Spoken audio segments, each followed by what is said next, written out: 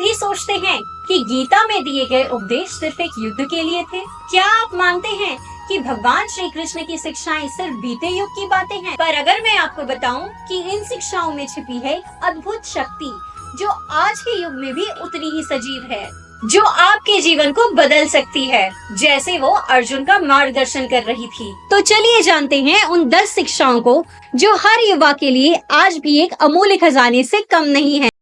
कृष्ण आत्म अनुशासन की ताकत पर जोर देते हैं। छात्रों के लिए अध्ययन की दिनचर्या, समय प्रबंधन और दैनिक आदतों में अनुशासन बनाए रखना अत्यंत महत्वपूर्ण है। अनुशासन अपनाने से एक संगठित मार्ग का निर्माण होता है, जिससे शैक्षणिक सफलता की प्राप्ति संभव होती है। कृष्ण ज्ञान की खोज पर भी बहुत जोर देते हैं। ये व्यापक शिक्षा की वकालत करते हैं, जिससे छात्र समाज में सार्थक योगदान दे सकें। गहराई और व्यापकता से सीखने के द्वारा छात्र ज्ञान की परिवर्तनकारी शक्ति का उपयोग कर सकते हैं। कृष्ण की एक मुख्य शिक्षा ये भी है कि वर्तमान क्षण पर ध्यान केंद्रित किया जाए। छात्रों को अपने वर्तमान कार्यों पर ऊर्जा लगानी चाहिए और अपने शैक्षिक संभावनाओं का पूर्ण रूप से उपयोग करना चाहिए, न कि अतीत की असफलताओं या भविष्य की चिंताओं में खो जाना चाहिए। कृष्ण हमेशा से कर्म के परिणामों से अलग रहने की शिक्षा देते हैं। आप कर्म करो, फल की चिंता ना करो।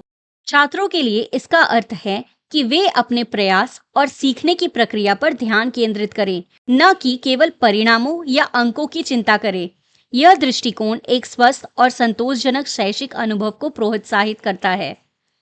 कृष्ण का अपने गुरु संदीपनी मुनि के प्रति गहरा सम्मान यह दर्शाता है कि शिक्षकों का आदर करना कितना महत्वपूर्ण है।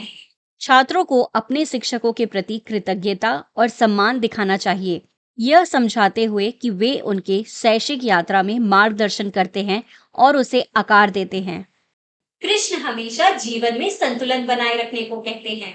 छात्रों को अपने शैक्षिक उत्तरदायित्वों, सामाजिक गतिविधियों और व्यक्तिगत कल्याण के बीच संतुलन बनाकर रखना चाहिए।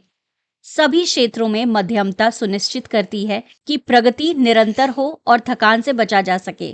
कृष्ण की शिक्षाएं दया और सहानुभूति पर भी बल देती है। छात्रों को अपने सहपाठियों और व्यापक समुदाय के साथ करुणा और समझदारी विकसित करनी चाहिए, जिससे एक सहयोगात्मक और समर्थनकारी वातावरण का निर्माण हो सके। छात्रों को अपने शैक्षणिक जिम्मेदारियों को समझकर उत्कृष्टता की ओर प्रयास करना चाहिए, यह मानते हुए कि उनके प्रयास उनके समग्र विकास और सफलता में योगदान करते हैं।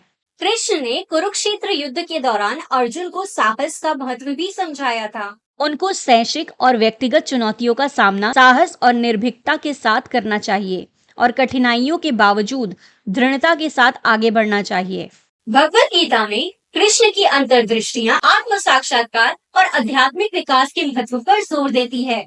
शैक्षणिक उपलब्धियों पर ध्यान केंद्रित करते हुए छात्रों को अपने भीतर की खोज भी करनी चाहिए और व्यक्तिगत विकास और आत्मज्ञान की दिशा में प्रयास करना चाहिए। अगर आपको ये वीडियो पसंद आई हो तो इसे लाइक और शेयर जरूर करें और हमारे चैनल को सब्सक्राइब करना ना भूलें, ताकि आप जान सके और भी गूढ़ रहस्यों के बारे में।